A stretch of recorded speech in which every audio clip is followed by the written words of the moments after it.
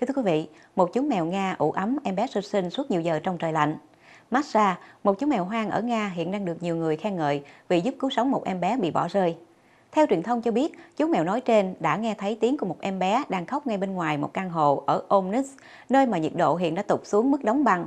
Masha đã cuộn tròn ủ ấm cho cậu bé trong suốt nhiều tiếng đồng hồ, cho đến khi một người hàng xóm tìm thấy cả hai và gọi điện thoại báo cho các nhân viên y tế. Sau khi em bé được đưa đến bệnh viện, chú mèo Masha đã tỏ ra vô cùng lo lắng và cố gắng để đi theo. Theo những người hàng xóm cho biết, Masha là một chú mèo hoang sống trong hành lang của khu căn hộ, nơi mà người dân thường cho nó đồ ăn và nước uống. Hiện em bé nói trên đã được đưa đến một bệnh viện địa phương và vẫn khỏe mạnh. Tuy nhiên, người ta vẫn chưa thể tìm ra cha mẹ của cậu.